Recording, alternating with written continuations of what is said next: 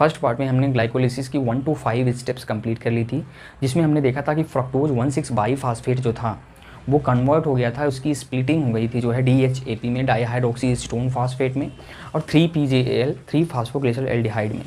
ये जो है एक ट्राइबोस शुगर दोनों होते हैं और दोनों एक दूसरे में जो है इंटर कन्वर्टेबल होते हैं।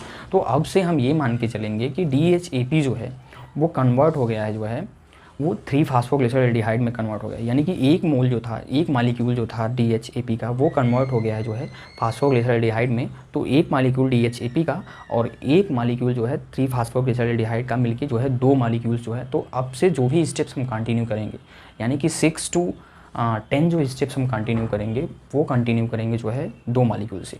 तो हमारे पास क्या था जो है PGAL 3-PGAL 3 फास्फोग्लिसरल एल्डिहाइड हमारे पास था, एक मालिक्यूल इसका और एक मालिक्यूल वो DHAP का जो इसमें कन्वर्ट हो गया है। तो इसमें हम लिखेंगे 2 मालिक्यूल और ये 3 कार्बन का।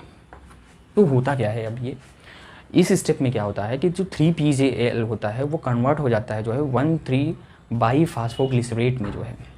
तो इससे क्या होता है जो है ये कन्वर्ट हो जाता है, 3-PGAL कन्वर्ट हो जाता है 1,3 बिस फास्फो या फास्फोग्लिसरेट में, ग्लिसरेट या 1,3 बाईफास्फोग्लिसरिक एसिड भी कहते हैं जो है, ग्लिसरिक एसिड, जो कि 3 कार्बन का होता है। अब यहाँ से जो भी हम कंटिन्यू करेंगे हम इसको 2 मालिक्यूल लेके चलेंगे जो है 2 मोल। तो 3-PGAL कन्वर्ट हो गया किसमें, 1,3 बाईफास्फोग्लिसरेट में कन्वर्ट हो गया जो है। अब हमको रटना नहीं है, हमको बेसिकली ये देखना है इन स्टेप्स में हुआ क्या है जो है। इस स्टेप में अगर हम ध्यान से देखें तो क्या हुआ है, 2 चीज़ हुई है। एक तो जो एल्डिहाइड था वो एसिड में कन्वर्ट हो गया है, दूसरा कि इसकी एक पोजीशन पे, जो इसके फर्स्ट पोजीशन पे जो है एक फॉस्फेट ग्रुप एक्स्ट्रा आके जुड़ा है। तो यहाँ पे हम देखेंगे क्या हुआ है, यहाँ पे हम लिखेंगे कि यहाँ पर हुआ है जो है फास्फोरिलेशन, यहाँ पर फास्फोरिलेशन हुआ है। और क्या हुआ है जो है, जो एल्डिहाइड होता है, एल्डिहाइड अगर एसिड में कन्वर्ट हुआ है तो हमें ये सोचना पड़ेगा कि एल्डिहाइड एसिड में कन्वर्ट कब होता है, जब इसका ऑक्सीडेशन होता है। तो यहाँ पर फास्फोरिलेशन हुआ है और क्या हुआ है, ऑक्सीडेशन में क्या होता है, सबसे पहले देखें फास्फोरिलेशन, इसका फास्फोरिलेशन जो हुआ। अब यहाँ पर फास्फेट ग्रुप को देने के लिए ATP नहीं आएगा, क्योंकि अभी हमने पिछली वीडियो में हमने देखा था कि जो 6 to 10 जो रिएक्शन होती है ग्लाइकोलिसिस की, वो एनर्जी रिलीजिंग स्टेप होती है, उसमें एनर्जी कंज्यूम नहीं करानी है हमको, उसमें एनर्जी रिलीज़ करानी है। तो यहाँ पे जो फास्फेट देना होगा, ATP देने नहीं आएगा। यहाँ पर जो फास्फेट आता है वो आता है 2 मालिक्यूल साफ H3PO4, जो H3PO4 होता है ये प्रोवाइड कराता है फास्फेट ग्रुप को। फास्फेट ग्रुप H3PO4 से लेके हमने इसमें लगा दिया फर्स्ट पोजीशन पे। अब यहाँ पर जो ऑक्सीडेशन हुआ है, ऑक्सीडेशन से हाइड्रोजन रिलीज होती है, और आपको पता होगा अगर हाइड्रोजन जो है साइटोप्लाज्म में एक्सेस में हो जाए तो साइटोप्लाज्म का बैलेंस बिगड़ जाएगा। तो उस हाइड्रोजन को एक्सेप्ट कौन करेगा, जो ऑक्सीडेशन में जो हाइड्रोजन रिलीज होता है, यहाँ पर अगर हाइड्रोजन रिलीज होगा तो उसको एक्सेप्ट कौन करेगा जो है, तो उसको एक्सेप्ट करता है NAD। तो हमको यहाँ पर जो हाइड्रोजन रिलीज हुई है उसको एक्सेप्ट कराने के लिए 2 NAD की ज़रूरत पड़ेगी जो है। 2 NAD कन्वर्ट हो जाता है जो है 2 NADH प्लस H+ में जो है। तो इसीलिए हम जो है NAD को जो है यूनिवर्सल हाइड्रोजन एक्सेप्टर कहते हैं जो है। यहाँ पर हुआ क्या, बेसिकली जो 3-PGAL था, यानी कि 3 फास्फोग्लिसरल एल्डिहाइड था, वो कन्वर्ट हो गया 1,3 बाईफास्फोग्लिसरेट में, यानी कि एक एल्डिहाइड कन्वर्ट हुआ किस में, एसिड में। तो जाहिर सी बात है ऑक्सीडेशन हुआ होगा। और यहाँ पर एक एक्स्ट्रा फॉस्फेट ग्रुप ऐड हुआ है जो H3PO4 से आया है। अब ये 1,3 बाईफास्फोग्लिसरेट जो है वो कन्वर्ट होता है किस में, 3 फास्फोग्लिसरेट में। तो नेक्स्ट जो स्टेप है ये स्टेप नंबर, और यहाँ पर जो एंजाइम काम करता है ये वो काम करता है PGAL फास्फोग्लिसरल एल्डिहाइड डिहाइड्रोजिनेज काम करता है जो है, डिहाइड्रोजिनेज। स्टेप नंबर 6 है ये, स्टेप नंबर 6। और ये अब ये 1,3 बाईफास्फोग्लिसरेट जो है कन्वर्ट होता है, अगली स्टेप क्या है, 3 फास्फोग्लिसरेट में। ये कन्वर्ट होगा किसमें, 3 फास्फोग्लिसरेट में, 3 फास्फोग्लिसरेट, जो कि ये भी 3 कार्बन का होता है। 2 मॉलिक्यूल्स बनता है जो है 3 कार्बन का होता है, 2 मॉलिक्यूल 3 कार्बन का होता है जो। अब यहाँ पर हम अगर गौर करें, रटना नहीं है स्टेप्स को, आप अगर यहाँ पर गौर करें तो देखें क्या हुआ है यहाँ पे। यहाँ पर कुछ नहीं हुआ है, केवल जो फर्स्ट पोजीशन पे जो फास्फेट ग्रुप लगा था, एक्स्ट्रा फास्फेट ग्रुप, उसका रिमूवल हुआ है। अब यहाँ पर फास्फेट ग्रुप के रिमूवल को जो है उसको एक्सेप्ट करने के लिए किसकी ज़रूरत पड़ेगी जो है, उसको एक्सेप्ट कौन करेगा। यहाँ पर अगर हम दिमाग लगाएं थोड़ा सा, तो अगर हम ADP में एक फास्फेट ग्रुप जो एक्स्ट्रा निकल रहा है तो हमको ATP मिल सकती है, क्योंकि यहाँ पे 2 मॉलिक्यूल्स है तो हमको 2 ADP की ज़रूरत पड़ेगी। तो 2 ADP अगर हम यहाँ पर लाएं तो हमको 2 ATP मिल जाएगा जो है। तो बेसिकली हुआ क्या जो है कि जो 1,3 बाईफास्फोग्लिसरेट था उससे एक फास्फेट ग्रुप निकला, 2 मॉलिक्यूल है तो 2 फास्फेट ग्रुप निकलेगा, तो 2 ADP ने उसको एक्सेप्ट करके 2 ATP बना लिया जो है। ये जो स्टेप होती है जो है, इसको, इसमें एंजाइम की जो ज़रूरत पड़ती है उसको कहते हैं ट्रांसफास्फोरिलेज।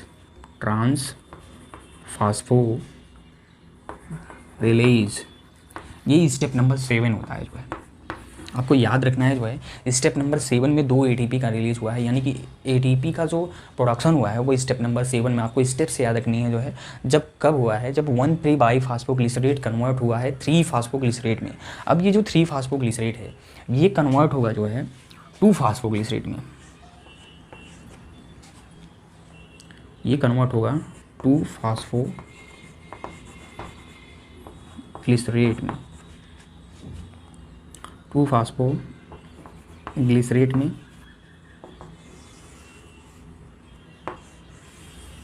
ये भी 3 कार्बन का है और ये भी 2 मॉलिक्यूल बनता है जो है, क्योंकि हम स्टेप नंबर 6 से ही 2 मॉलिक्यूल लेके चले हैं।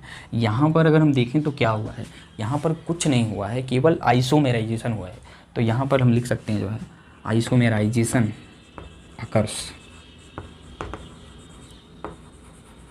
अकर्स। यहाँ पर एंजाइम की जो ज़रूरत पड़ेगी वो पड़ेगी म्यूटेज की। यहाँ पर जो एंजाइम की ज़रूरत पड़ेगी, म्यूटेज की पड़ेगी। स्टेप नंबर 8, 8वां स्टेप है ये जो। अब ये जो 2 फास्फोपाइरुवेट हमको मिला, 2 फास्फोग्लिसरेट हमको जो मिला है स्टेप नंबर 8 में, ये कन्वर्ट होगा किस पे, फास्फोइनोल पाइरुवेट में। ये कन्वर्ट हो जाएगा जो है फास्फोइनोल पाइरुवेट में।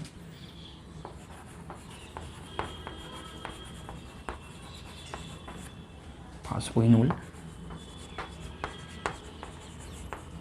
पाइरुवेट में। यहाँ पे जो एंजाइम की ज़रूरत पड़ती है वो होता है कौन सा एंजाइम जो लगता है, वो होता है इनोलेज। स्टेप नंबर 9, ये भी 3 कार्बन का होता है जो है, और ये भी 2 मोल बनता है, 2 मोल बनता है जो है। अब ये स्टेप नंबर, ये जो फास्फोइनोल पाइरुवेट है, एक्चुअली इसमें 2 फास्फोग्लिसरेट से 2 फास्फोइनोल पाइरुवेट में बनने के लिए कुछ नहीं हुआ है, केवल यहाँ पर डिहाइड्रेशन हो गया है जो है, वाटर का रिमूवल हुआ है, इनोलेज एंजाइम काम किया है।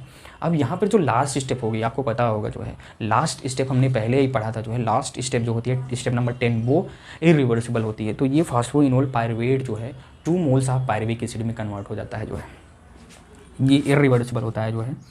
हम यहाँ देखते हैं, ये जो फास्फोइनोल पाइरुवेट होगा ये 2 मॉलिक्यूल्स ऑफ पायरुविक एसिड में कन्वर्ट हो जाता है जो है, और ये होता है स्टेप नंबर 10। यहाँ पर काम करता है पाइरुवेट काइनेज।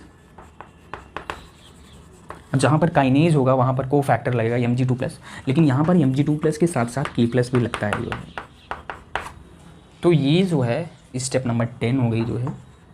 तो ये 10 स्टेप की रिएक्शन हमने देखी जो है, हमने देखा जो है, हमने ये 10 स्टेप की रिएक्शंस हमने देखी।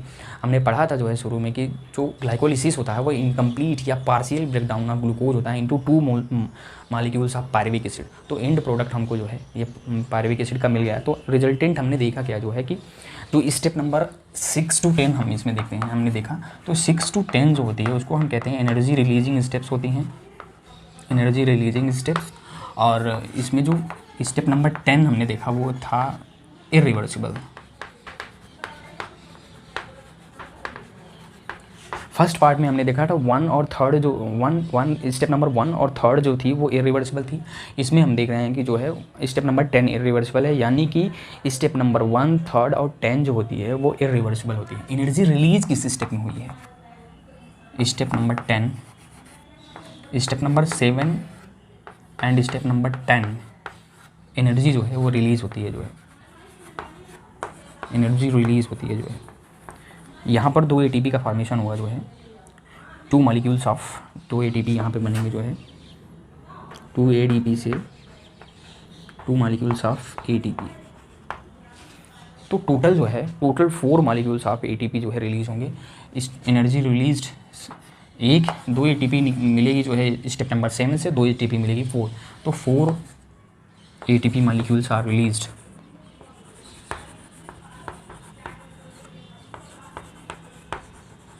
Molecules are released. ग्लाइकोलिसिस को समराइज करेंगे, लेकिन सबसे पहले एक पॉइंट आप जान लीजिए कि सबस्ट्रेट लेवल फास्फोरिलेशन क्या होता है। जो है सबस्ट्रेट लेवल फास्फोरिलेशन हम उसे कहते हैं जब सबस्ट्रेट डायरेक्टली इन्वॉल्व हो in the formation of ATP, यानी कि सबस्ट्रेट जो है ग्लाइकोलिसिस में जब सबस्ट्रेट डायरेक्टली इन्वॉल्व होता है जो है ATP के फॉर्मेशन के लिए जो है, तो उसको हम सबस्ट्रेट लेवल फास्फोरिलेशन कहते हैं। हम समरी देखते हैं जो है ग्लाइकोलिसिस की, तो ग्रॉस प्रोडक्ट, ग्रॉस और नेट हम देखें जो है, तो हम क्या लेके चले थे? सबसे पहले हम 2 मॉलिक्यूल्स ऑफ पायरुविक एसिड मिलता है हमको, पायरुविक एसिड, और resultant 2 molecules of pyruvic acid होता है जो है। 2 मॉलिक्यूल्स ऑफ NADH मिलता है हमें, NADH प्लस H प्लस, और रिजल्टेंट 2 मॉलिक्यूल्स रहता भी है जो है, NADH प्लस H प्लस। लेकिन हमें 4 ATP मिलता है जो है ग्रॉस प्रोडक्ट में, 4 ATP, लेकिन बचता कितना है जो है 2 ATP कंज्यूम हो जाती है, तो 2 जो है नेट मिलता है मुझे, 2 ATP। Step number 1, 2, step number 1, 3 and 10 जो होती है वो इरिवर्सिबल होती है जो है, इरिवर्सिबल होती है जो है। स्टेप नंबर 1 एंड 3 पे जो है एनर्जी कंज्यूम होती है जो है, एनर्जी कंज्यूम, और 7 और 10 पे जो है 7 और 10 पे एनर्जी रिलीज़, एनर्जी रिलीज़। कितनी एनर्जी रिलीज़ होती है जो 4 ATP। और ये जो है ये जो 4 ATP रिलीज़ हुई है, ये जो 4 ATP रिलीज़ हुई है स्टेप नंबर 7 और 10 पे, इसी को जो है हम सबस्ट्रेट लेवल